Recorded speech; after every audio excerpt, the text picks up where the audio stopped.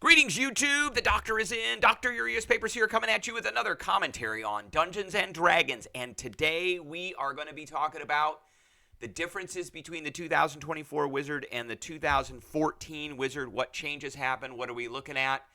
So as usual with all of these articles, they have a flavor kind of paragraph in the very beginning that introduces what's going to happen. This came out 2 days ago by David Barker. So there you go. They've got their advertisement. With all of these, they've got a summary table of all the changes, but the changes are captured in text below. So that's what we're going to look at. I do have to say I'm not a big fan of all the art in here. It's a little preachy. It's a little woke. This particular picture, I don't understand. The robe is cool. Staff is cool. Person looks cool. They're wearing reading glasses. What is that all about? I don't get it. All right, so let's get into this. There's a bunch of different changes. We're going to look at these. Are they nerfs? Are they buffs? So let's talk about that. So first off, the Wizard spellcasting feature hasn't seen a number of changes, but there are a number of changes. So the most immediate one here is that you're no longer going to use your intelligence modifier plus your wizard level to determine the number of prepared spells. And this is a feature that they are putting in with, I think, all spellcasting classes.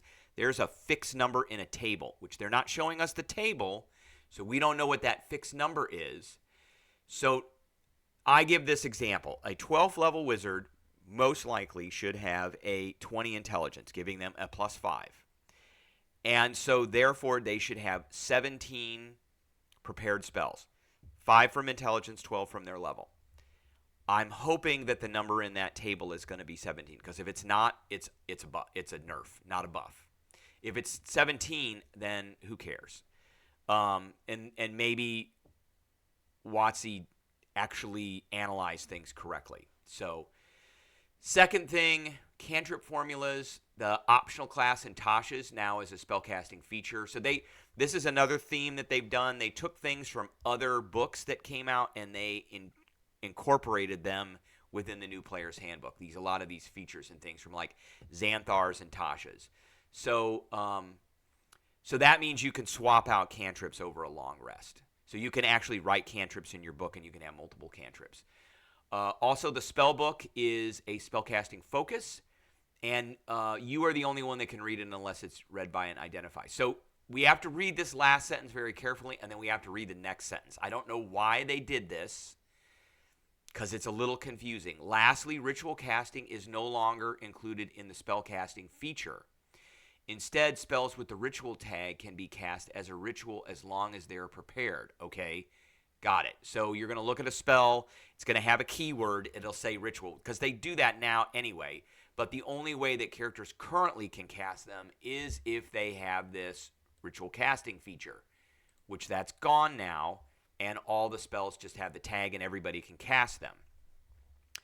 However, which means you have to have them prepared. However, the wizard gets this ritual adept at level 1, which is a feature, which was part of the wizard's ritual casting feature. It was the second part of the sentence, but they pulled it out and they made it its own special thing, which it's not really a buff and it's not really a nerf. That I don't know. They're just changing the format.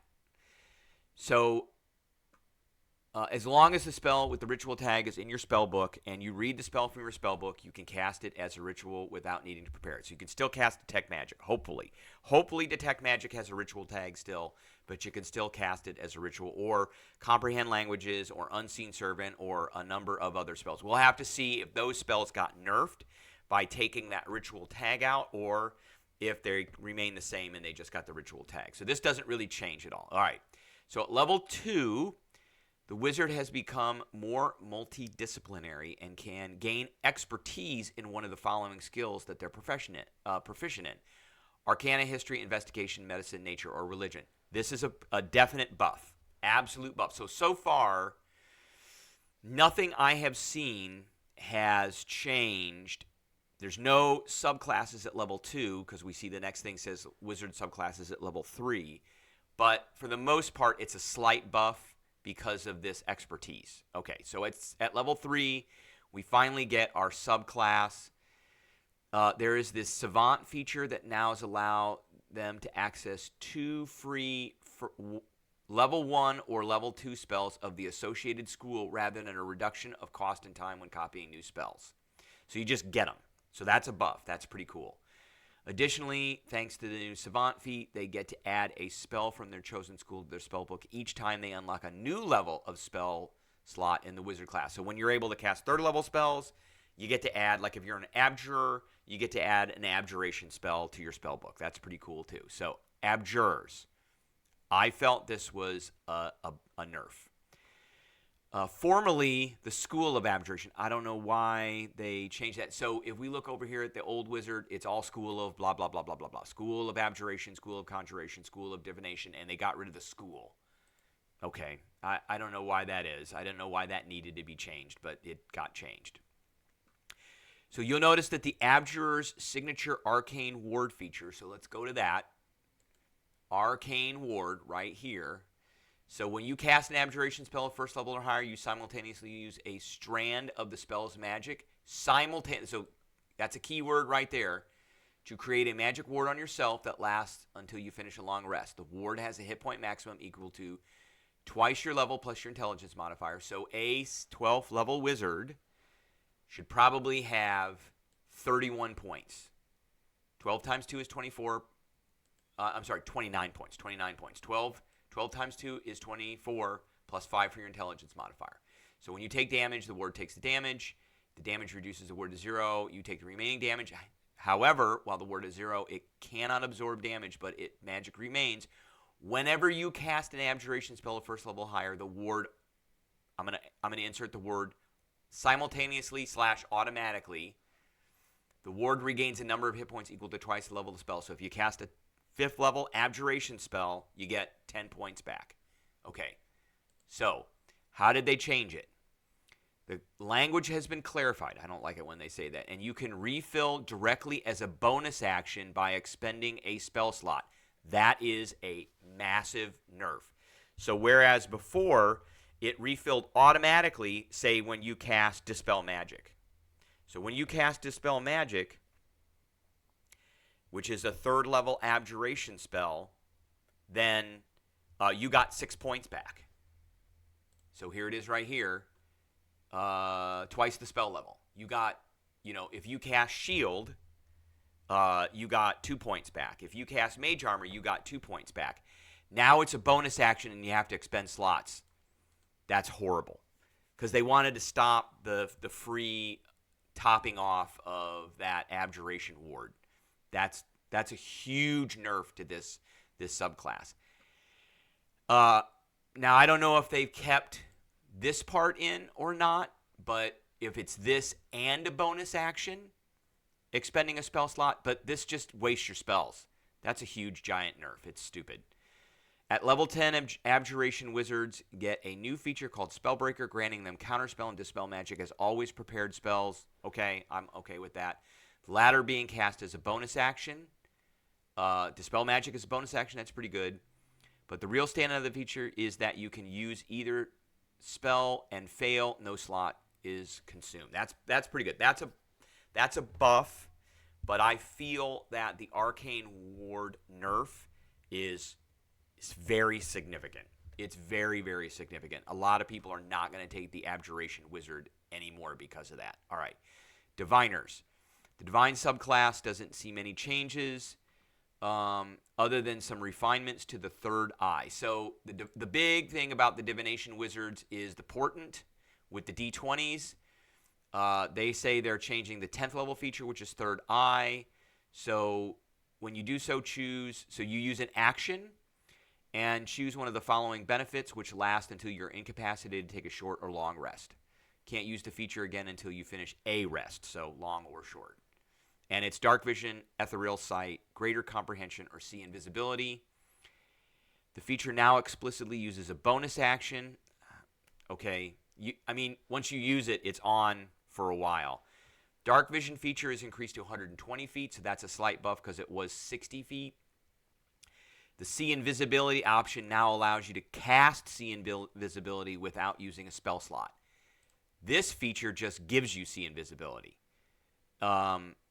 within 10 feet of you that are within line of sight. That's pretty horrible. You can see invisible creatures and objects within 10 feet of you that are so see invisibility, however, allows you to just see invisible creatures. So that you're casting a spell, which means it can be counterspelled or it can be dispelled, but it's the actual spell and it's not 10 feet. So that's kind of a buff, not really. Ethereal sight was removed, so that means you can't see ethereal creatures or into the ethereal plane. That's a little bit of a nerf. The most explosive wizard subclass, the Invoker, seen potent cantrip and sculpt spells swap place. So let's look at that. Evocation. So we got sculpt spell at 2nd level and potent cantrip at 6th level. They swap these, so it looks like sculpt spell is coming at 6th level. Don't like that. Potent cantrip at 2nd level. Don't care about that. With the former now applying half damage on missed attacks as well as on successful saving throws. Okay, that's a little bit of a buff because this one was when a creature saves against a cantrip, that takes half damage. Now it's if you miss. So if you throw a firebolt, that's an attack roll, and if you miss, they're going to take half damage. So that's just okay.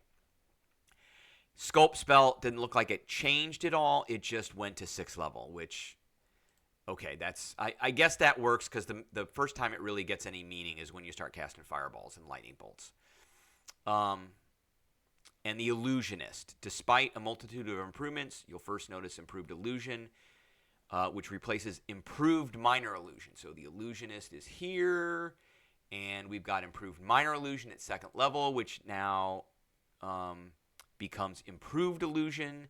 That allows you to ignore verbal components of illusion spells and increases the range of certain spells. Okay, so you don't say anything, and there's a little bit more of a range. At 6th level, the Illusionist gets the new Phantasmal Creatures feature, which grants Summon Beast, so there's a stat block for the Beast, and Summon Fae, and that's pretty good. As always, prepared spells. That's pretty good. This one is particularly good because it allows you to summon this mirthful Fae Spirit, which can charm. That's one of my favorites. This one is also pretty nasty, the Trixie that does the magical darkness. So that's pretty good.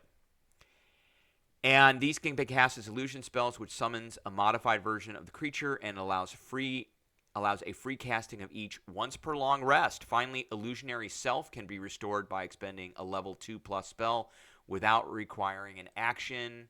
That's a 10th level feature, so you can make a duplicate of yourself. So it looks like the Illusionist got a buff. It looks like the Abjurer got a pretty nasty nerf. And then the Diviner and the Invoker just kind of are the same. All right. Memorize spell, new level feature. Wizards can now swap out one prepared spell for one in their spellbook whenever they take a short rest. So I guess that kind of goes along with the Arcane Recovery. So that's a new feature. That's a buff. And then there really isn't anything until 18. So Spell Mastery sees a few minor changes, starting with the limitation that chosen spells must have a casting time of 1 action, whereas this one allowed you chose a 1st level wizard spell or a 2nd level wizard spell, and you can cast those at their lowest level without expending a spell slot when you have prepared. So that was any spell. Now it is a spell that has to use an action. So they wanted to stop you from casting spells that take 10 minutes to cast or 1 minute to cast, because those have a tendency to be a little bit more powerful. So that is a nerf. But this is an 18th level option, so not very many people would have taken an 18th level wizard. Some, maybe. However, the chosen spell now counts as prepared and can be swapped out on a long rest rather than requiring 8 hours of dedicated study. Okay. And then you got your epic boon, and their boon here is Spell of Recall. Increase your wisdom, intelligence, or charisma by 1. And when you cast a spell using a 1st through 4th level spell slot, roll a d4. If you roll the spell's level, the slot isn't expended. So you got a 25% chance to not expend the slot. Okay. So all in all, I don't like a lot of the things that they did, and there weren't a lot of drastic changes. It seems like the martial classes are getting the biggest kinds of bumps, whereas the spellcasting classes are getting pretty big nerfs. And that one nerf to the Arcane Ward of the Abjurer is horrible. Unless it allows us to do this as a bonus action and when we cast an abjuration spell. I'm hoping they didn't take this part out, but I have a feeling they took it out, and you're just going to have to expend spells as a bonus action.